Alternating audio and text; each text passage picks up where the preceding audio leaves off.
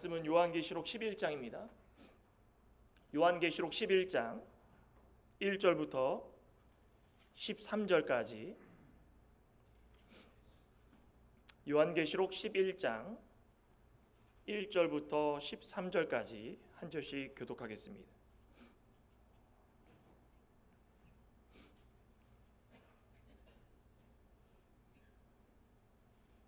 앞에 화면에도 나오고 있으니 참고해 주시고 한 절씩 교독합니다. 1절부터 교독하겠습니다. 또 내게 지팡이 같은 갈대를 주며 말하기를 일어나서 하나님의 성전과 제단과 그 안에서 경배하는 자들을 측량하되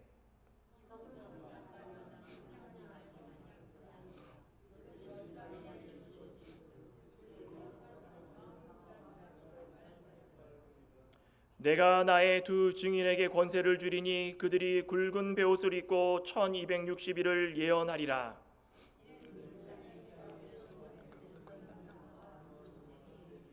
만일 누구든지 그들을 해하고자 하면 그들의 입에서 불이 나와서 그들의 원수를 삼켜버릴 것이요 누구든지 그들을 해하고자 하면 반드시 그와 같이 죽임을 당하리라.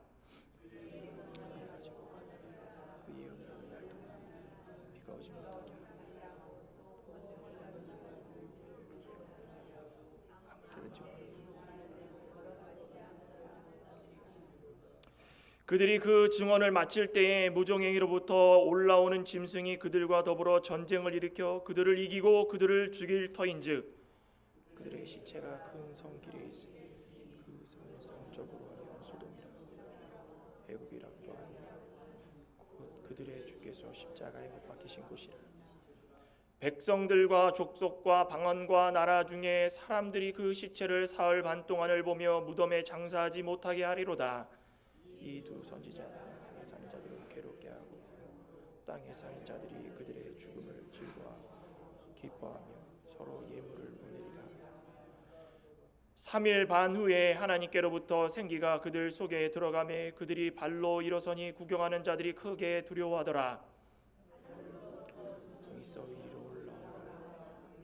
그들이 듣고 구름을 타고 하늘로 올라가니 그들의 원수들도 13절 같이 읽겠습니다. 그때에 큰 지진이 나서 성 10분의 1이 무너지고 지진에 죽은 사람이 7천이라. 그 남은 자들이 두려워하여 영광을 하늘의 하나님께 돌리더라. 아멘. 요한계시록 11장 1절부터 13절을 교독했는데 오늘 말씀의 제목은 나의 두 증인, 나의 두 증인입니다. 같이 한번 따라해 볼까요? 나의 두 증인, 나의 두 증인. 나의라는 것은 하나님께서 택하여 주시고 선택한 자다라는 것을 알리기 위해서 하나님의 증인이다. 우리 지금까지 시작은 성전부터 시작했지만 많이 어렵죠? 저도 참 이 준비하는데 공부하고 또 공부하고 많은 목사님들의 이 저서나 또 관련된 서적이나 여러 가지를 다 참고해가지고 공부를 많이 합니다. 근데 중요한 거는 이 다니엘서 종말론이나 계시록의 종말론은 의견이 다 달라요. 어떤 한 중심된 사상을 가지고 그것을 다 똑같이 전하는 것이 아니라 하나님께서 역사적인 사실을 예언하고 선포하도록 다니엘 선지자와 사도 요한에게 반모섬에서 전한 그 사실은 다 똑같지만 이걸 가지고 그대로 역사적인 사실로만 봐야 되는가? 그거 아니라는 것입니다. 하나님의 말씀은 영적인 말씀이기 때문에 하나님께서 우리에게 이 말씀을 주실 때에 영적으로 하나님이 계시 열어서 보여준 그 내용이 무엇인가를 우리는 연구하고 묵상하고 진리를 찾아서 선포해야 되기 때문에 간혹가다 교단마다 나는 이거다 너는 저거다 그 싸울 필요 전혀 없다라는 것입니다. 제일 중요한 건 무엇입니까? 기름 준비 잘하는 것, 어둠의 힘을 벗어버리고 빛의 갑옷을 입고 하나님의 말씀에 따라 순종하는 것, 그것이 우리가 해야 될 도리라는 것입니다. 전천년설이다, 후천년설이다, 무천년설이다, 이거 많습니다. 근데 제가 속한 교단 또 제 이 믿음의 교리를 상으로는 전천년 가운데도 7년 대환란 중간에 예수님이 재림한다. 그래서 역사적 전천년설 중 중간 재림설입니다. 그러니까 만약이라도 지금 아직 정립이 안 되고 나는 잘 모르겠는데 뭔지 모르겠다 하시는 분은 그냥 그렇게 들으시고, 나는 무천년이다, 나는 전천년 가운데서도 이 환난 전 재림설이다, 그렇게 갖고 계신 분들은 그렇게 믿고 살아가시기 바랍니다. 언제 다 결정됩니까? 하나님이 예수님 이 땅에 오실 때, 다 보내실 때 다 결정되는 겁니다. 그러니까 그거 가지고 싸울 필요 없다라는 것입니다.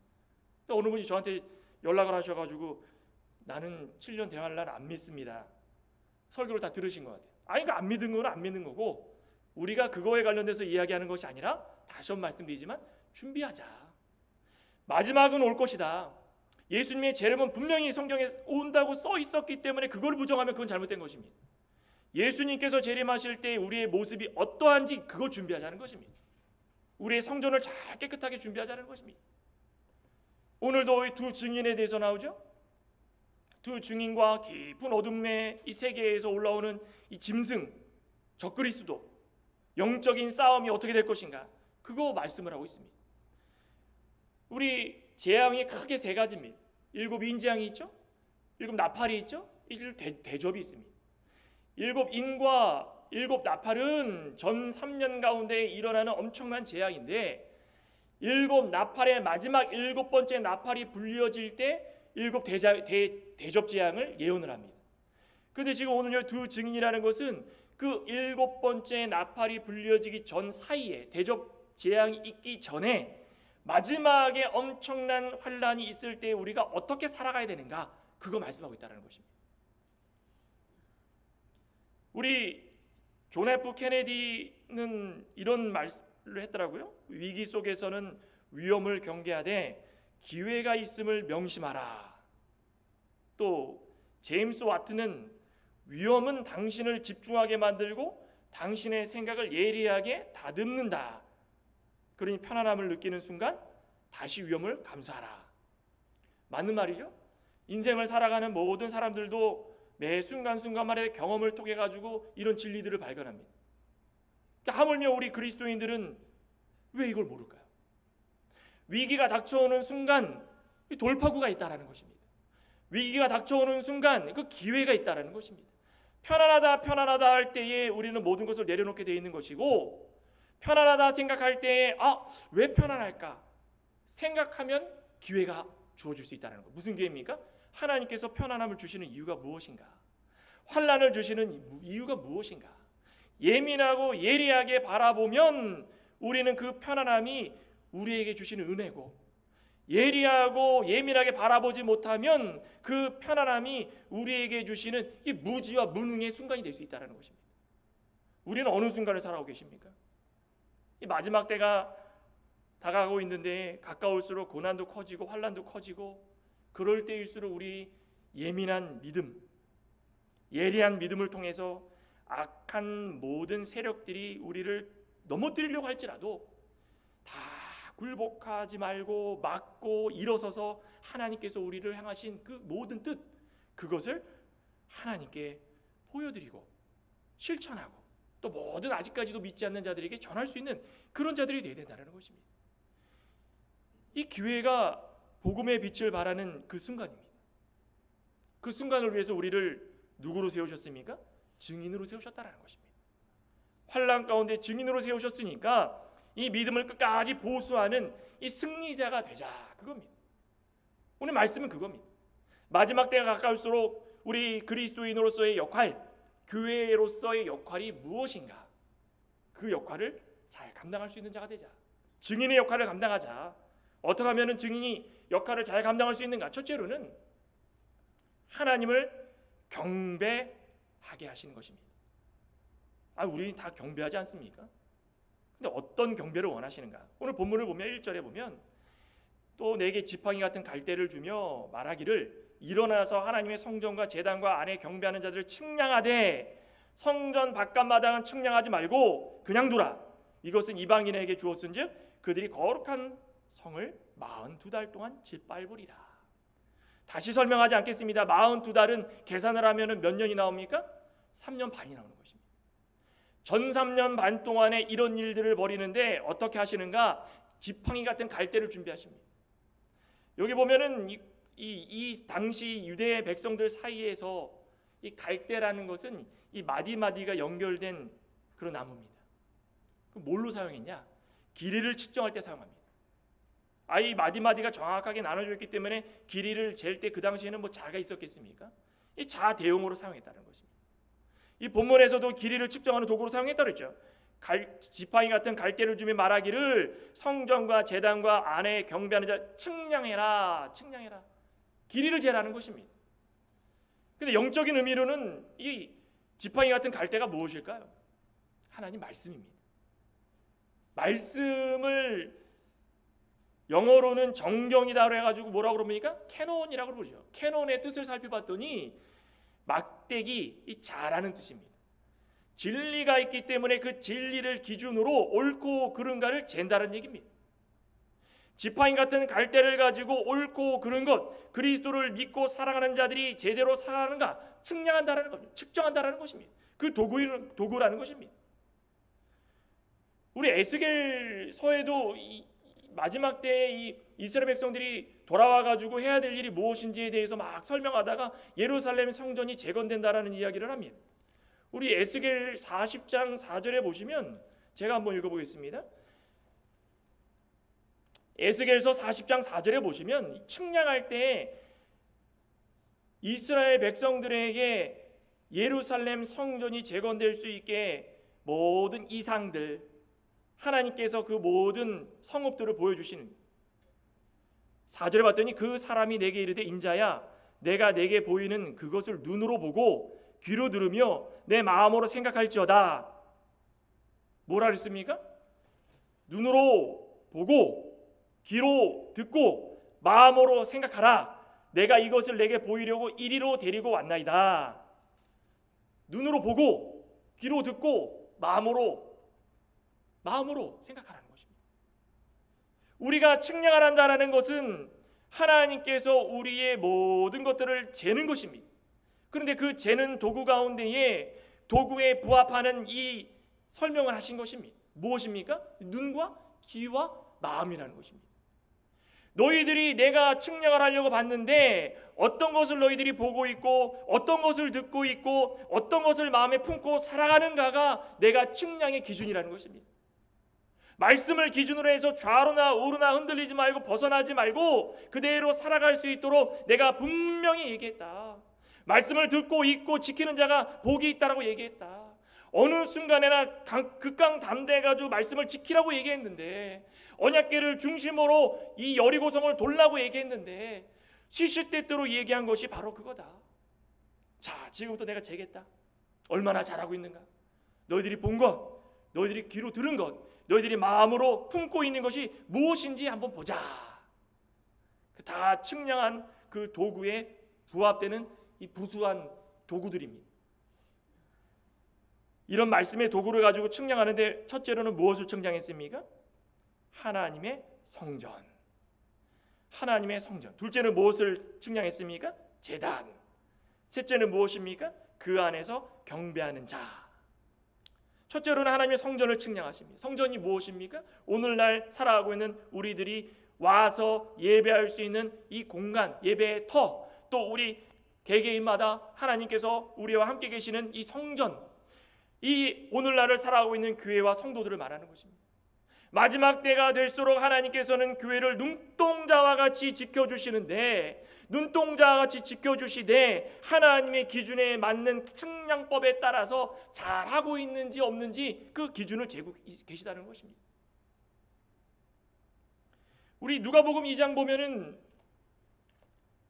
예수님께서 늘 계셨던 곳이 어디라고 그랬습니까?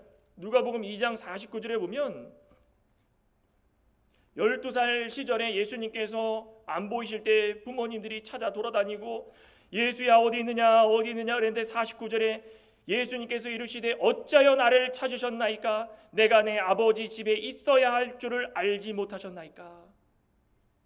말세가 되면 될수록 우리가 있어야 될 곳은 성전이라는 것입니다. 마지막 때가 되면 될수록 우리가 있어야 될 곳은 교회라는 것입니다. 그 교회에서 하나님께서 우리 모든 것들을 측량하실 때에 늘 주님과 가까이 있다, 늘 주님을 향하여서 기도한다, 늘 하나님 말씀 생활하고 우리 성도들 간의 신령한 영적 생활을 통하여서 우리가 늘 자라나고 있는가 재고 계시다라는 것입니다.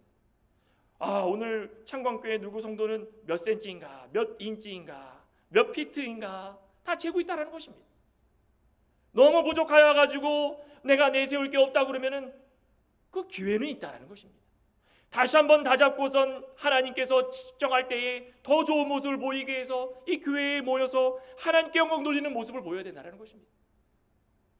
또 한 가지 제단이죠. 제단. 이건 거룩한 제사입니다. 예배를 드리는 모습, 그 당시에는 제단을 통하여 가지고 하나님께 경배를 드릴 때마다 거룩하고 흠없고 깨끗한 산 제물을 가져다가 하나님께 드리고 그것을 통하여서 힘쓰는 생활을 했다라는 것입니다. 마지막 때가 될수록 준비하는 성도들 모두가 이곳에 모였지만 모이면 어떻게 됩니까? 자신이 가지고 있는 은사, 자기가 가지고 있는 마음, 자기가 가지고 있는 뜻, 자기가 가지고 있는 물질, 자기가 가지고 있는 모든 것들 주님께 드릴 준비가 되어 있는가? 흠없고 깨끗한 모습으로 나아가서 하나님께 영광 돌릴 준비가 되어 있는가? 가장 즐거워하고 가장 감사할 일이 바로 이것이다라고 생각하고 있는가? 하나님께서 청량하시다라는 것입니다. 그 중에서도 기도하는 시간, 성경 읽는 시간, 말씀을 전하는 시간, 전도하는 시간, 하나님을 위하여서 제단에 바치는 가장 귀한 예물이 바로 이것이 될 것이라는 것입니다. 증인의 역할이 무엇입니까? 앞서서 일하는 자입니다. 모든 사람들이 아니다 하여도 예수님께서 다시 오실 그날을 예비하면서 기도하고 성경 읽고 말씀 전하고 모든 자들에게 내 모습을 보이는 것, 이것이 하나님께서 우리를 청량하셨을 때 잘했다 칭찬받을 수 있는 모습이라는 것입니다. 시간을 조금 더 달라고, 저는 시간만 주면 할 수 있습니다, 왜 지금은 못하고 시간 조금만 더 주면 할 수 있습니까? 라는 말이 나오겠습니까? 하나님 아직 부족합니다, 조금만 더 할 때 이미 시간 다 가버리는 것입니다. 지금이 가장 중요할 때인 줄 알고 증인의 사역을 감당하고 자신의 은사를 드리고 기도 생활하고 말씀 생활하고 전도 생활하고 하나님이 기뻐하시는 산제사로 하나님께 드릴 수 있는 준비가 되다라는 것입니다. 이것이 증인의 역할입니다. 또 한 가지는 무엇입니까? 그 안에서 경배하는 자, 이거 측정하십니다. 여기 중요한 말씀이 나오죠. 측정을 하시는데 성전 바깥마당은 측정하지 말고 그냥 두라. 성전 안은 경배하는 곳이고 성전 바깥은 뜰입니다. 과거에 성전이 있을 때는 이방인의 뜰이라 가지고 유대인들만 들어가는 곳이 있고 이방인들만 들어가는 곳이 있었습니다. 아무나 못 들어갔습니다. 이방인들은 아예 들어가지 못했습니다. 그러나 예수님께서 몸소 이 세상에 오셔가지고 낮고 천한 곳에서 희생을 통하여서 우리를 당당하게 나아갈 수 있는 자로 만들어주지 않았습니까? 그럼 들어가야 된다는 것입니다. 왜 바깥에서만 어슬렁 들어갈까 말까? 들어갈 수 있는 권한을 주셨으면 당당하게 들어가서 그 안에서 예수 그리스도가 오실 날을 바라보면서 하나님의 뜻을 찾고 구하고 두드릴 수 있는 자가 된다는 것입니다. 은혜 받을 준비가 돼야 된다는 것입니다. 하나님께서 그 예배를 청량하실 때마다 우리를 다 구별하시고 그 환난 가운데서 이겨낼 수 있는 능력을 주시는 것입니다. 인내를 주시는 것입니다. 오늘날도 많은 사람들이 예배를 찾아오지만 성전 바깥마당 거기만 있다 하는 사람들이 참 많습니다. 그런데 하나님이 분명히 말씀하시죠. 성전 바깥마당은 측량하지 않을 것이다. 하나님의 보호를 받지 못하는 곳입니다. 우리는 하나님이 예배를 드릴 때에 마음과 뜻과 생각, 귀로 눈으로 보고 귀로 듣고 마음으로 품는 것들, 아까 어떻게 하라 그랬습니까? 하나님의 측정의 도구입니다. 우리가 예배를 올 때마다 우리의 마음은 다른 데가 있고 우리의 몸만 이곳에 와 있는가? 환난 가운데 노출된 모습으로 살아가고 있는가? 말씀을 드릴 때마다 듣는 귀가 닫혀 있고 마음이 닫혀 있고 눈이 닫혀 있어서 하나님의 성전 안에 들어왔는데도 불구하고 성전 바깥처럼 생활하지 않는가? 그거 보라는 것입니다. 저도 그렇고 여러분도 그렇고 성전 바깥 마당에 있는 자들이 되지 않으시길 소망합니다. 말세가 다가오고 환난이 더 많아질수록 몇 달만 참으라면 됩니까? 42달 짓밟아가지고 다 뭉개버릴 그날 우리는 예수님의 공중재림, 그 첫째 재림에 참여하는 자가 되길 소망합니다. 우리는 못할 수도 있습니다. 사실은. 그렇지만 포기하지 말고 끝까지 견딜 수 있는 자들이 되어야 된다는 것입니다. 왜 그렇습니까? 남은 3년 반 동안에 또다시 그 환난을 이겨낼 수 있는 하나님의 능력을 우리에게 주시기 때문에 우리는 귀와 눈과 마음을 구별하기 소망합니다. 측정할 때에 하나님 말씀의 도구로 측정했을 때에 우리가 하나님 앞에 경배를 잘 드리고 있는가? 우리 창광의 권속분들은 이곳에 앉으셔서 정말 하나님께 집중하는 모습으로, 하나님께 영광 돌리는 모습으로 이곳에 나오시고 예배를 드리시고 은혜 받으시고 교제 나누시고 다 그렇게 사시는 줄 믿습니다. 끝까지 붙으시기 바랍니다. 어느 순간 하나님께서 갈대 탁 들이밀고 지팡이 같은 갈대를 탁 들이밀어가지고 탁 측정할 때에 너무 부족한 모습을 보이면 그 얼마나 부끄럽겠습니까? 마지막에 구원을 통하여 가지고 심판의 자리 갔을 때도 그래, 너는 심판을 다 피하고 왔지만 너 행위가 어떤가? 얼만큼 잘했는가에 측정한 것을 한번 보자. 에게게게게게. 아이고 창광교회 누구 목사 누구 장로 누구 집사 에게게게. 아유 성도보다 못하구나. 그 전에 우리 이창호 목사 모셔가지고 그 말씀하셨죠. 하늘나라 갔더니 천사가 짜장면을 가지고 먹어라. 아, 왜 내가 열심히 했는데 짜장면만 주십니까? 여기 지금 서빙 온 게 너가 다닐 때 장로님이다. 아니 나는 궁금하게 했는데 목사님 어디 가셨습니까? 배달 갔다. 이게 그냥 우스갯소리가 아니라는 것입니다. 저는 말씀을 읽어보면서 야, 측정하실 때 우리의 모습이 어떤가? 하나님은 다 보고 계시는데, 우리의 샅샅이 다 보고 계시는데 우리가 정말 홀가분하게 다 드러내가지고 하나님께 영광 돌릴 수 있는 모습을 가지고 있는가? 그게 중요하다는 것입니다. 둘째로는 하나님의 복음을 증거하게 하십니다. 이 증인의 역할이 바로 이거 아니겠습니까? 복음을 증거하는 것입니다. 3절에 봤더니 내가 나의 두 증인에게 권세를 주리니 그들이 굵은 베옷을 입고 1260일을 예언하리라. 굵은 베옷이라는 것은 회개의 뜻입니다. 과거에 구약시대도 보면은 회개할 때마다 굵은 베옷을 입고 죄를 뿌리는 행동을 했죠. 하나님께 철저히 회개를 한다는 것입니다. 1260일 동안 예언을 하는데 1260일 또다시 나옵니다. 42달 1260일 전 3년 반을 말하는 것입니다. 기회를 준다는 것입니다. 기회 줄 때에 회개하는 것입니다. 회개를 하고 그 다음에 뭐라 그랬습니까? 그들은 이 땅에 주 앞에 서 있는 두 감람나무와 두 촛대니 만일 누구든지 그들을 해하고자 하면 그들의 입에서 불이 나와서 그들의 원수를 삼켜버릴 것이요. 이들은 두 감람나무와 두 촛대와 같다라는 것입니다. 하나님께서 선택하여 주시고 쓰는 자들입니다. 두 감람나무는 무엇입니까? 구약에 보면 기름을 짜내서 하는 것입니다. 기름이라는 건 하나님 말씀입니다. 하나님 말씀을 통하여 가지고 그 말씀이 잘 스며들어서 두 촛대라는 것은 빛을 밝히는 것입니다. 하나님의 자녀고 예수 그리스도를 닮아가기 때문에 그 진리의 말씀을 붙들고 1260일을 지키고 또 지켰더니 환한 불빛이 나가지고 내가 전하는 말씀들이 온 사방에 비춰나가는데 듣는 자들이 어떻게 합니까? 다 해하려고 하는 것입니다. 달려들고 죽이려고 하는 것입니다. 핍박하는 것입니다. 믿지 못하도록 막는 것입니다. 교회의 문을 닫아버리고 그리스도인들을 핍박하고, 그런데 뭐가 나옵니까? 두 증인의 입에서 불이 나와서 그 핍박하는 자들을 다 삼켜버리는 것입니다. 불이 무엇입니까? 심판입니다. 말씀을 기준으로 해서 하나님께서 심판의 도구로 삼아주시는 것입니다. 그들이 어떻게 행동하는지를 잘 보라는 것입니다. 요나가 니느웨 가가지고 말씀을 전할 때에 비록 그들은 이방인이고 끝내는 믿지 않아가지고 멸망을 받지만 그 당시에는 어떻게 했습니까? 복음을 들었을 때 왕부터 시작해서 동물에 이르기까지 굵은 베옷을 입고 죄를 뿌리면서 하나님을 경배하지 않았습니까? 잘못했습니다. 그 순간에 그런 모습이라도 있어야 된다는 것입니다. 아무리 증인을 세워가지고 기름을 하나님께서 진리를 선포하도록 허락하여 주셔서 밝은 빛을 비춰나가는데 저들을 핍박하고 그 자리에 앞서가지고 이건 난 모르겠다. 우리 사실 이런 일들이 일어납니다. 우리 보면은 계시록 7장인가요? 거기 보면은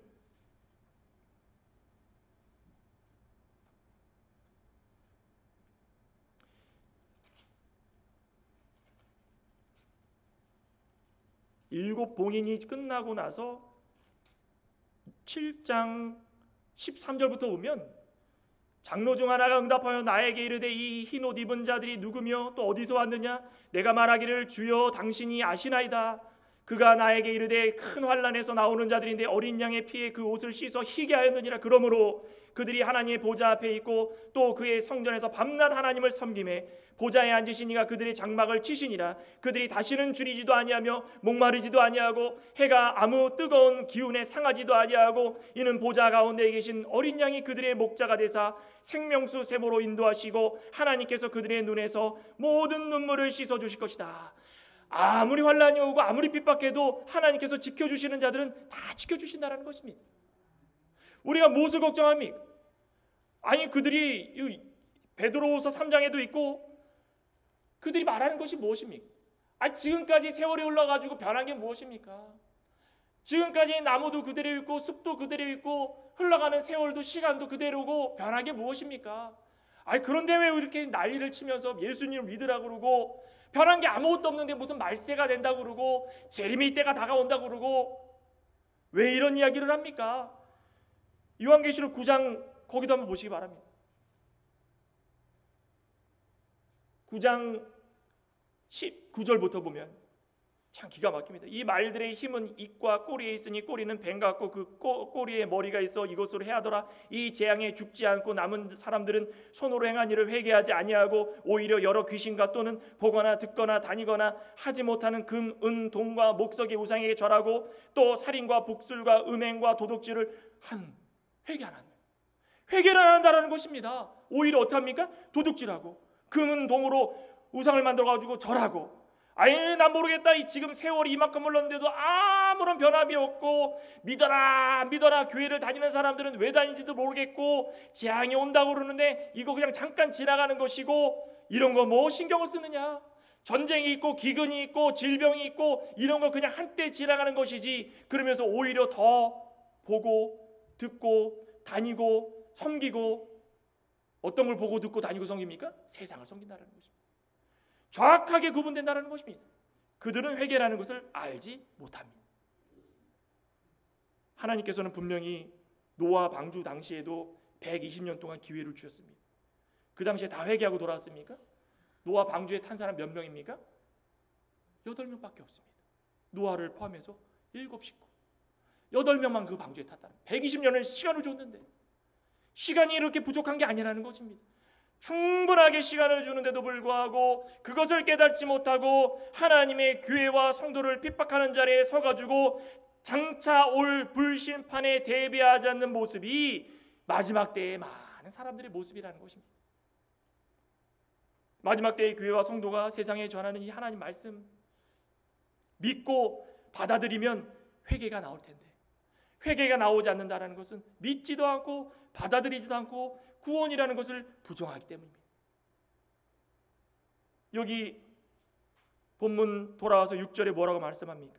그들이 권능을 가지고 하늘을 닫아 그 예언을 하는 날 동안 비가 오지 못하게 하고 비가 오지 못한다는 거 보시면 이제는 은혜가 다 끊기는 것입니다.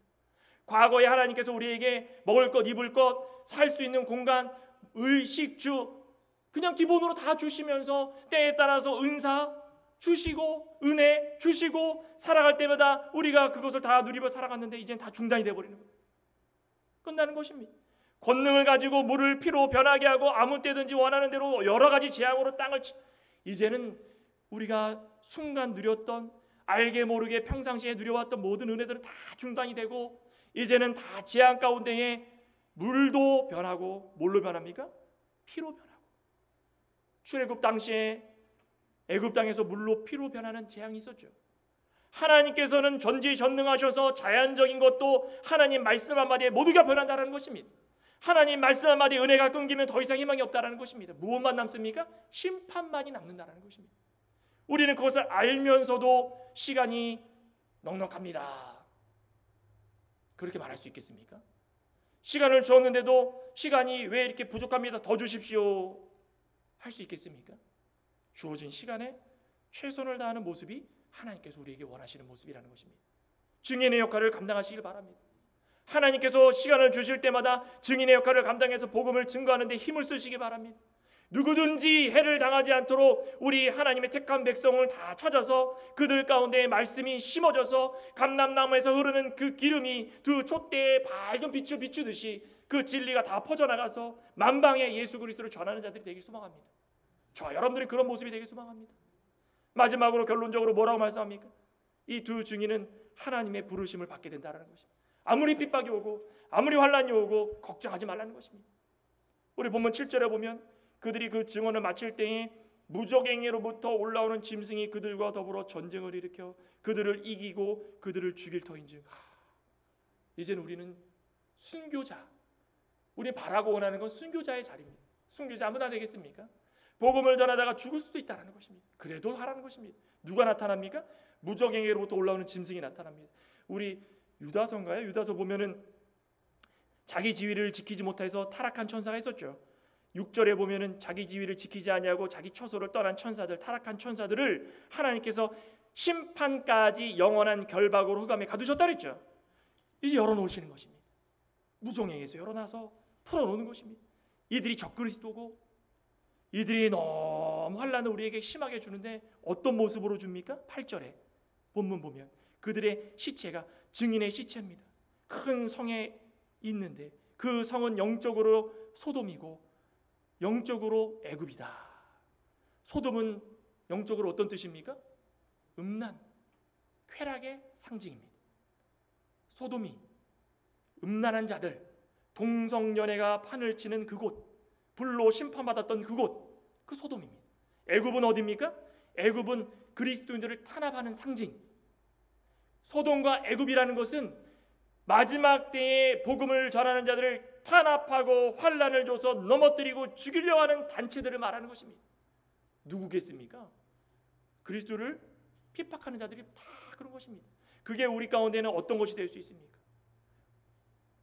이성적으로는 동성연애나 성적으로 타락한 그런 모습이나 사회적으로는 마약이나 폭력이 될 수 있을 것이고 또 사회적으로 공산주의나 사회주의나 반기독교 단체가 될 수 있는 것이고 IS같이 기독교인들을 죽이는 자들, 성도를 타락하는 자들, 각양각색의 모습으로 공격해서 이들을 죽이는데 이들을 넘어뜨리는데 9절에 뭐라 그랬습니까?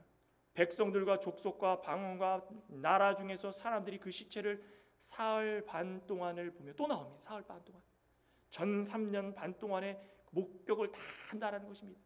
무덤에 장사하지 못하게 하려다 내버려 두고 복음을 등한시하고 그냥 그대로 살아가는 것입니다. 예수 그리스도를 부인하는 자들은 더 좋고, 그죠? 왜 좋습니까? 살 수 있으니까 좋은 겁니다. 이 사람들과 협력해가지고 동성애 뭐 어떻습니까? 내 자녀가 동성애자입니다. 불쌍하게 기도해야 되는데 잘했다. 마약을 하는데 그거 좀 할 수 있죠. 폭력에 휘말려가지고 폭력에 내가 드러났는데 서로 폭력을 하는데 그런 거 할 수 있죠. 육신의 쾌락을 즐기는데 그런 거 할 수 있죠.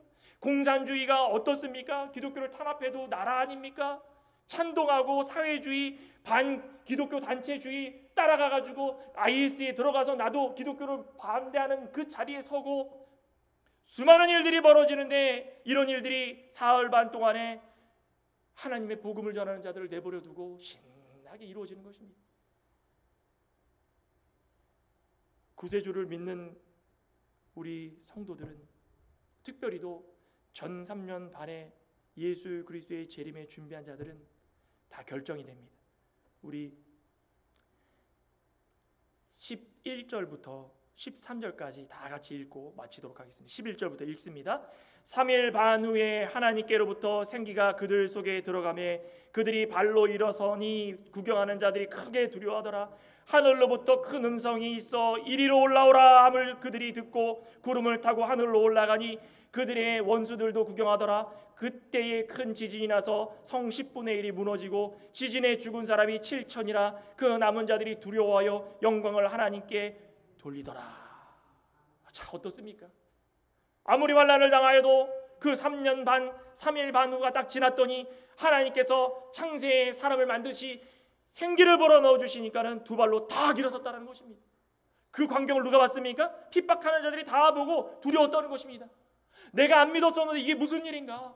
이게 무슨 일인가? 그때 하늘로부터 음성이 들리기 시작하는데 올라와라. 그때 올라가면 그 영광입니다. 우리 모든 창광의 권속들은 그때 다 공중에서 예수님을 영접할 준비가 되셨죠. 아멘입니다. 저도 그러길 소망합니다.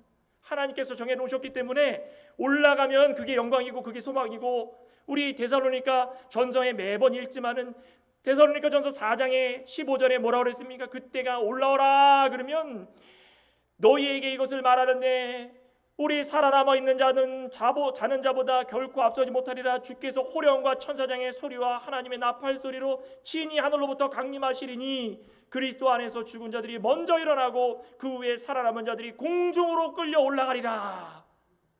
먼저 믿어가지고 순교자의 반열에 들었던 사람들, 두 증인의 역할을 감당했던 사람들, 그 모든 분들이 먼저 부활해가지고 올라가고 우리 그 다음에 선택받은 자들이 올라간다는 것입니다. 나머지는 어떡합니까? 구경하기 바쁩니다. 구경만 하지 말고 어떻게 하라는 것입니까? 하나님의 뜻을 깨닫고 돌아올 수 있도록 회개하라는 것입니다. 그러면 나머지 희망이 있다는 것입니다. 마지막 때에 진리를 붙들고 살아가는 두 증인의 역할을 감당하시기 소망합니다. 우리는 다른 것보다도 제일 중요한 것은 하나님을 경배하는 자가 되길 소망하고 복음을 전하는 자가 되길 소망하고 하나님의 부르심을 입은 자들이 되길 소망한다. 그거 붙들고 살아가시길 간절히 소망합니다. 기도하시겠습니다. 하나님 감사합니다. 마지막 때의 두 증인의 역할을 감당하는 우리 모두가 되길 소망합니다. 하나님께서 좋은 환경을 주셨을 때에 예배드리는 자가 되되 성전 바깥에만 오는 자들이 되지 말게 해주시고 성전 안에 들어와서 눈으로 보고 귀로 듣고 마음으로 믿고 생각하는 모든 것들이 하나님이 측정하실 때에 잘했다 칭찬받는 자들이 되게 해주시고 자신들의 은사와 자신들이 가지고 있는 모든 것들을 하나님께 드려서 두 증인의 역할을 감당하되 복음을 전하며 하나님의 택함을 받아서 마지막 때에 이리 올라와라, 우리가 하나님께 예수 그리스도께 올라갈 수 있는 귀하고 복된 성도가 되게 하여 주시옵소서. 예수님의 이름으로 기도드리옵나이다. 아멘.